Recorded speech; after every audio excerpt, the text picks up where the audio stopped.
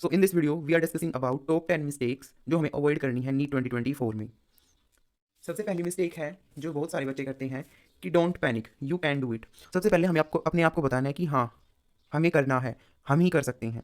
NEET में हमारे पास 25 लाख बच्चों ने फॉर्म को फिल किया है। क्या उनमें से सभी का सिलेक्शन होगा? नहीं। जो हमेशा डिसिप्लिन रहेंगे, कंसिस्टेंसी मेंटेन रखेंगे, सिर्फ उन्हीं का सिलेक्शन होता है। हमारे पास 25 लाख बच्चे हैं, सीट हमारे पास सिर्फ 1 लाख है।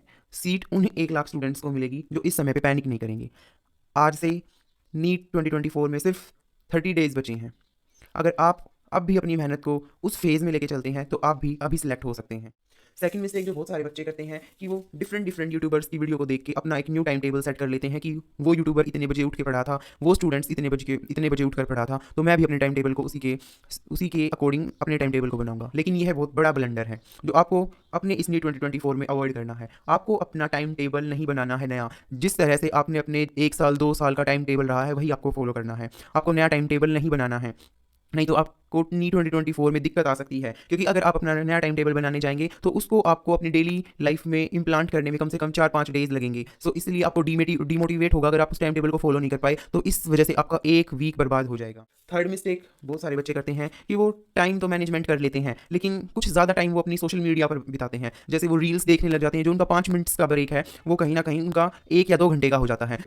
फिर वो डीमोटिवेट हो जाते हैं और उनके 4 से 5 दिन का बैकलॉग बन जाता है और वो डीमोटिवेट होने के कारण अपनी पढ़ाई को ठीक तरीके से नहीं कर सकते। इसलिए आपको अपनी सोशल मीडिया पे अभी 30 दिनों के लिए आपको गायब हो जाना है। यूट्यूब के लिए सिर्फ आप अपने कुछ फ्री टाइम में सॉन्ग सुन सकते हैं 10-5 मिनट के लिए। इंस्टाग्राम का तो आपके फ़ोन में कोई काम ही नहीं होना चाहिए। इंस्टाग्राम को तो आपको बिल्कुल डिलीट कर देना चाहिए। जो फोर्थ मिस्टेक करते हैं बहुत सारे बच्चे हमारे पास क्या करते हैं कि वो ये सोचते हैं कि हम बायो में 360 आउट ऑफ 360 स्कोर कर लेंगे, फिजिक्स में हम 100 मार्क्स स्कोर कर लेंगे और केमिस्ट्री में हम 150 मार्क्स स्कोर कर लेंगे, तो हमारे पास यहाँ पे 560 समथिंग आ जाएंगे और जिसको उनकी वजह से 560 मार्क्स पर उनको उनके स्टेट का कोई गवर्नमेंट कॉलेज में एमबीबीएस सीट मिल जाएगी। तो स्टूडेंट्स, ये सबसे बड़ा ब्लंडर है। 360 आउट ऑफ 360 लाने के लिए आपको एनसीईआरटी की हर एक लाइन को अच्छे से चाटना।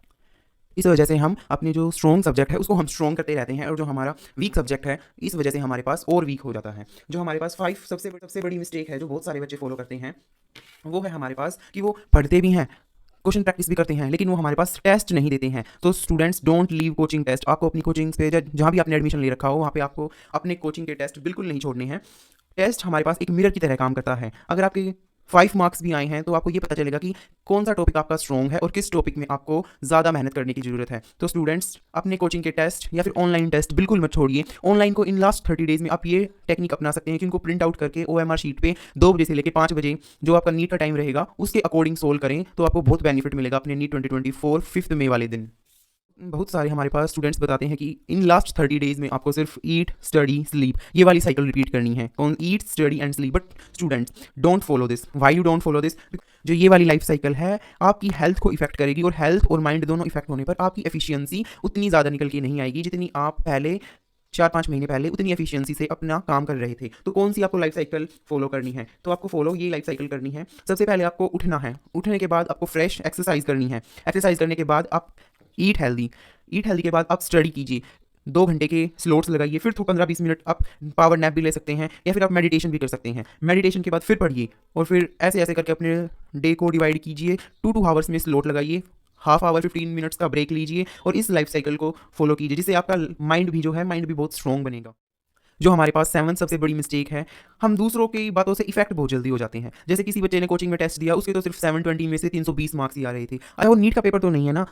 टेस्ट एनालिसिस के थ्रू ही आपको अपनी गलतियां पता चलती हैं। जो लोग आपसे बोलते हैं कि तेरे तो 320 मार्क्स हैं, तेरे 550 मार्क्स आए हैं, तेरे 450 मार्क्स आए हैं, तेरे 470 मार्क्स आए हैं, तुम नीट में सेलेक्ट नहीं हो सकते, उन पीपल्स को तुम इग्नोर करना स्टार्ट कर दो, उनके साथ रहो ही मत। जो ऐसे पीपल्स हैं तुमको डीमोटिवेट करेंगे और तुम्हारा मोटिवेशन है बिल्कुल लेस चला जाएगा, जिससे तुम्हारी एफिशिएंसी निकल के नहीं आएगी और तुम्हारी जो स्टडी है वो बहुत यहाँ पे इफेक्ट हो जाएगी। So ignore that peoples who ignores that people who demotivate you. ऐसे पीपल्स को इग्नोर कीजिए जो आपको डिमोटिवेट कर रहे हैं।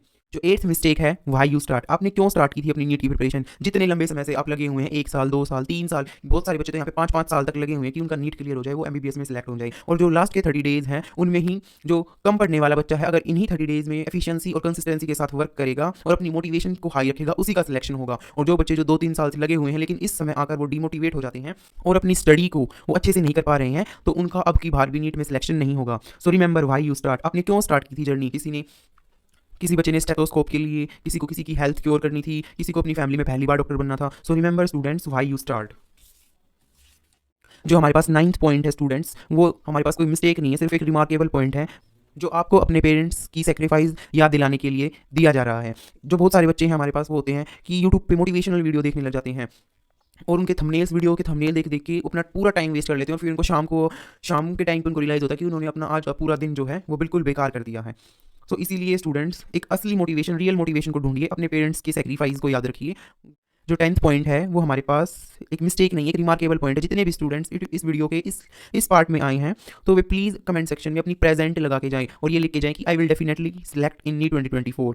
सो इस वीडियो को हम यहीं पे ख़त्म कर रहे हैं एक पॉजिटिव थॉट के साथ कि मान लिया तो हार है और ठान लिया तो जीत।